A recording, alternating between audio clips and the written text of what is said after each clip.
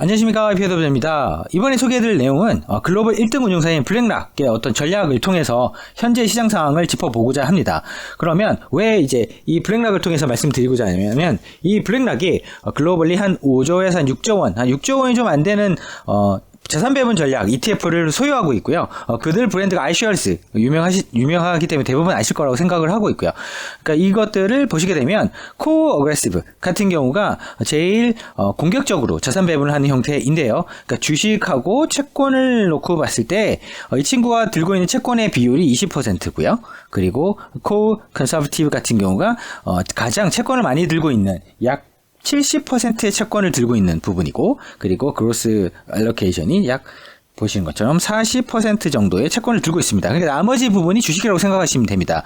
그러니까 여기가 이제 한 80%, 그리고 여기가 30%, 여기가 60% 이렇게 표시가 됩니다.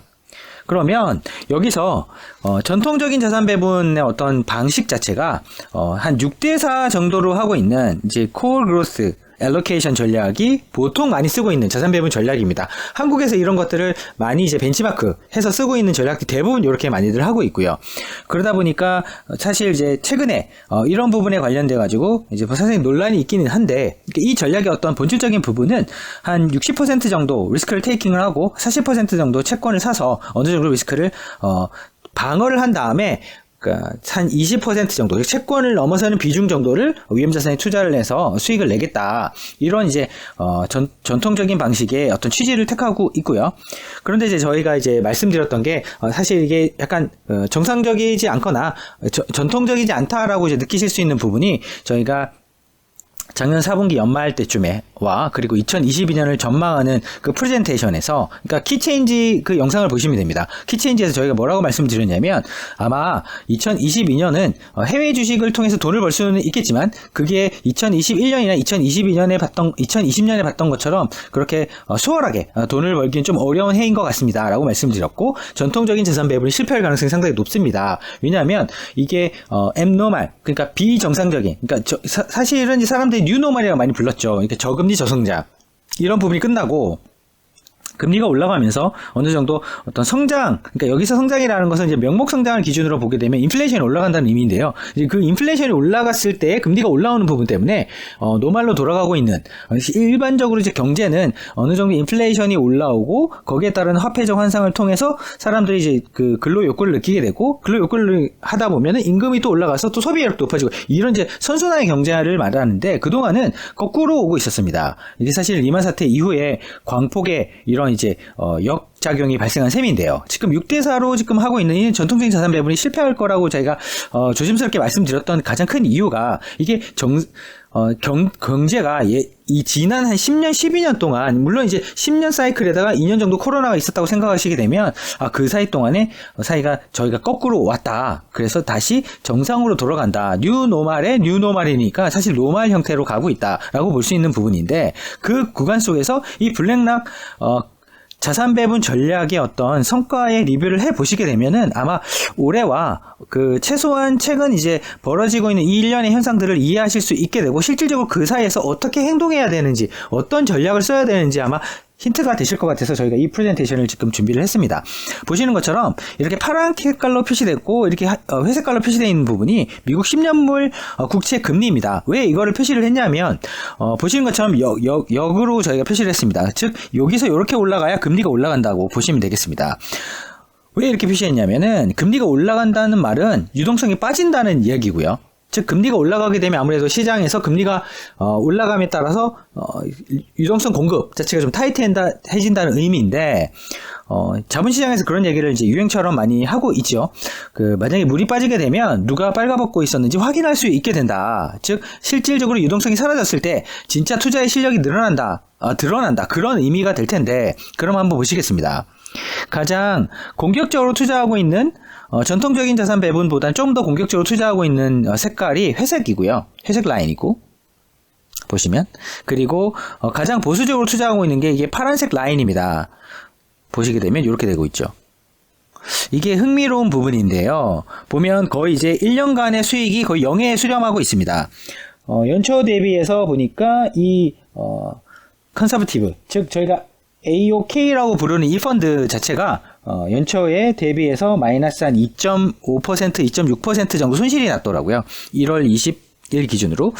그러다 보니까 그러면 가장 전통적인 자산 배보다 오히려 더 보수적으로 투자를 했는데 연초 대비해서 한 2% 넘는 2.5% 손실이 났다. 이런 부분이 적용하고 있고, 그리고 오히려 그 가장 공격적으로 투자했다고 볼 수 있는 가장 요 주식 비중이 높은 이 친구 같은 경우도 한 3.5% 정도 손실이 났습니다. 그러면 맞네, 보수적으로 투자하니까 손실이 좀 덜 났네, 그러실 수도 있습니다. 하지만 1년 윈도우를 보시게 되면 이렇게 유동성이 좀 많다가 유동성이 점점 감소하고 다시 감소하고 이제 이런 구간을 따라오고 있는데, 이 라인을 따라가 보시다 보면은 이런 전통적인 자산 배분을 하고 있는 친구가 급격하게 손실이 나고 있는 구간을 관찰하시게 됩니다. 즉 유동성이 감소하니까, 이렇게 빨갛게 유동성이 직접적으로 감소를 하니까 보시는 것처럼 손실이 진짜 나기 시작했습니다. 그러니까 전통적인 자산 배분이 실패하기 시작한 거죠. 따라서 아마 시장에 일반적으로 풀려져 있는 금융상품들 중에서 자산 배분을 하고 그리고 글로벌리 브랜드가 있다고 하는 이 펀드들이 최근에 성과 부진을 겪고 있는 문제점이 여기서 여실히 드러나고 있습니다. 즉 자산 배분 전략에 있어서 가장 핵심인 것은 전통적인 자산 배분의 어떤 공식을 따르는 것보다는 현재의 어떤 자산을 편입하고 있고 어떻게 분산 투자를 하고 있느냐에 따라 지금 성과가 판단이 되고 있는데, 오히려 약간 좀 공격적으로 보이긴 하지만 이런 코어 어그레시브 주식을 8대2로 투자한 친구 같은 경우는 연초 대비해서 마이너스 한 3%대의 어떤 손실을 기록했지만, 아직 보시는 것처럼 1년 기준 수익률을 보게 되면 아직 한 10% 정도의 이익을 아직 보유하고 있습니다.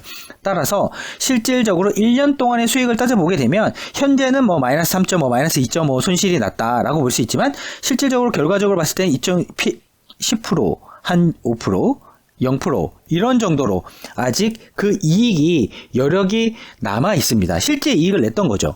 즉 공격적으로 투자를 했는데, 여기서 살펴보시게 되면 가장 중요한 부분은 이 친구는 단기적으로 손실이 났지만 장기적으로 봤을 때 한 1년 정도 윈도우를 놓고 봤을 때 아직 이익이 남아있고, 그럼 차익 실현할 수 있는 기회가 있다는 것이고, 이런 보수적으로 투자한 이런 이제 채권 비중이 거의 70%가 되는 이 친구 같은 경우는 거의 이제 0의 수익이 수렴했기 때문에 지금 차익 실현을 한다 하더라도 거의 이익이 남지 않습니다. 그 이야기는 뭐냐면, 이게 전통적인 자산 배분을 통해서 오히려 더 보수적으로 투자한다 하더라도 사실 먹을 게 거의 없다는 얘기고요. 특히 이 가장 큰 사이클의 핵심은 금리가 올라간다는 부분입니다. 즉 유동성이 빠진다는 부분이고요. 유동성이 빠지게 되니까 이런 전통적인 자산 배분 전략이 먹히지 않고 있습니다.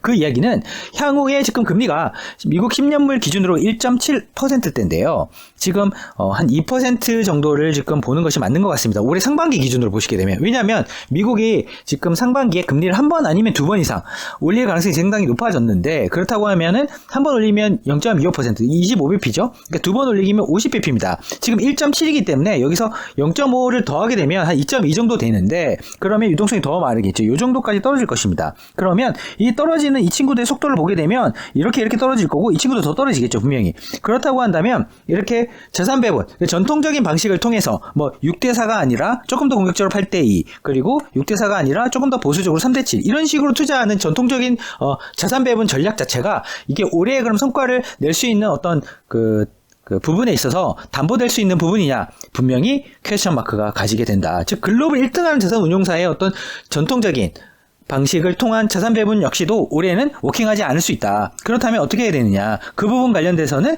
사실 제일 중요한 부분은 자산의 셀렉션이 생각보다 중요해졌다. 그리고 전통적으로도 되게 쉽게 채권을 통한 리스크 헤지라는 수단 자체가 여기서는 이제 정상으로 돌아가는, 경제가 정상으로 돌아가는, 인플레이션도 좀 존재하고 금리도 어느 정도 수준에 있어서 함부로 버블을 일으킬 수 없고, 그리고 인플레이션 때문에 그 인플레이션을 어느 정도 잘 활용할 수 있는 그 투자 방법이 이 시장에서 살아남을 수 있는 방법이다.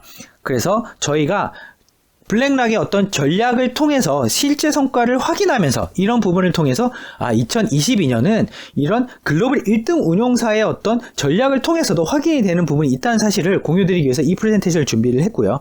그리고 생각해 보시게 된다고 한다면 이 펀드들이 가지고 있는 전략 중에서 가장 큰 약점이 하나 있습니다. 하지만 그동안 상당히 좋았던 방법인데요. 그래서 블랙락의 이런 자산 배분 전략이 시장에서 되게 각광을 많이 받았습니다. 왜냐하면 저금리 저성장이었기 때문에 인플레이션이 없는 구간이었고요. 금리가 계속 떨어지는 구간이었기 때문에 이런 전략들이 시장에서 되게 쉽게 사실 그 투자자들의 어떤 마음을 얻기가 쉬웠습니다. 하지만 이게 인플레이션이 발생하고 금리가 올라가는 이제 진검승부, 그러니까 물이 빠지는 구간이 나오다 보니 이런 부분에서는 분명히 사실 이런 부분에서는 맨살이 드러난다고 해야 되나? 아니면 이제 사실은 이제 물이 빠지고 나서 누가 빨가벗고 있는지 이제 확인이 되는 구간이 들어왔는데, 보시게 되면은 이게 결국은 지금 이 유동성이 빠지는 구간에서의 어떤 리스크가 있다라고 생각하시는 부분이 있다고 한다면 올해는 전통적인 자산 배분 전략을 피하는 것이 좋습니다.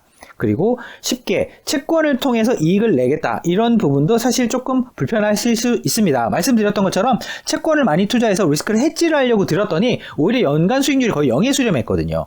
그리고 향후에 또 금리가 올라가서 최소한 2022년에 지금 거의 4번이 컨센서스, 그러니까 시장의 어떤 공통적인 전문가들 생각이 한 4번은 올릴 것 같다라고 생각이 지금 굳어지고 있는 상황인데, 그러면 상반기에 한 2번만 올린다 하더라도 2.2까지 가게 되면 이 친구들의 수익률이 불보듯이 뻔하게 보입니다. 보는 것처럼 이렇게 유동성이 높아 있는 구간에 오니까 수익률이 좀 좋았거든요. 보시는 것처럼. 근데 유동성이 쭉 올라가다가 수익률이 좋다가 유동성이 빠지게 되니까 이 친구도 수익률이 다 빠졌습니다. 보시는 것처럼.